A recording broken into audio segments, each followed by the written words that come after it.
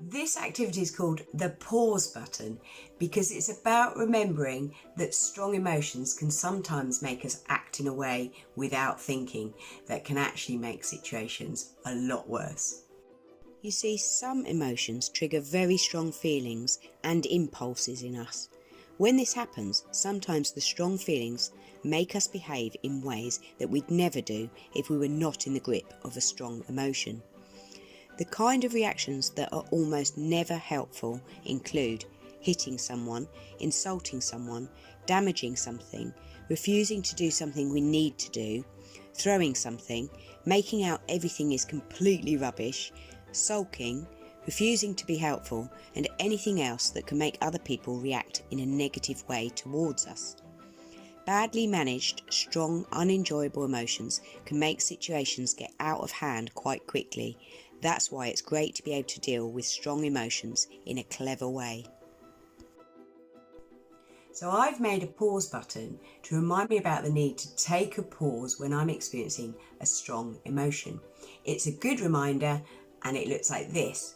Now I've made mine out of funky foam, but you can make it out of card or leftover pots from the kitchen and so on. Anything really. The idea is not only to use the pause button to remind you of a need to pause when you feel a strong emotion, it's also to work out which emotions you might need a pause button for.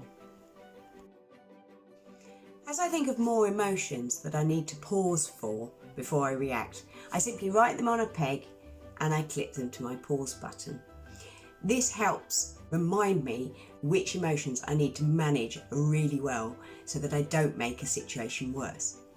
The emotions that I've got on my pause button at the moment are hurt, shame, surprise, frustration and anger.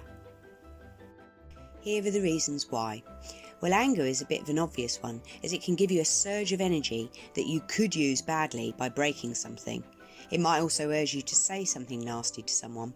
It's nearly always a good idea to pause when you're angry and take time to work out how to deal with the situation in a clever way.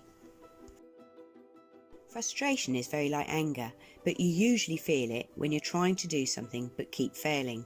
The temptation is to give up, refuse to try again, and maybe storm off. Or perhaps break something, especially if what you're trying to do is make or fix something. These responses are unhelpful, and a pause would help you to see this. Hurt is interesting as we tend not to think about it as an emotion, but you can feel it very suddenly and strongly, say if you were insulted by someone. If you don't pause, you might simply hurt the other person back. This is rarely the best solution. In fact, if you're nasty back, things can soon get out of hand. Shame can make us react in odd ways when we're feeling it strongly. It's when we suddenly feel like everyone thinks we're rubbish. Say, for example, if we answered a question in class in a way that made us seem really daft and people laughed at us. A pause button can help us to stay calm and watch the emotion disappear with time. We experience surprise because something good or bad happened that we didn't expect. If something surprises us in a bad way, we can lose our cool. For that reason, surprise sometimes needs a pause button. Once you have a pause button, be on the lookout for other emotions that might need it.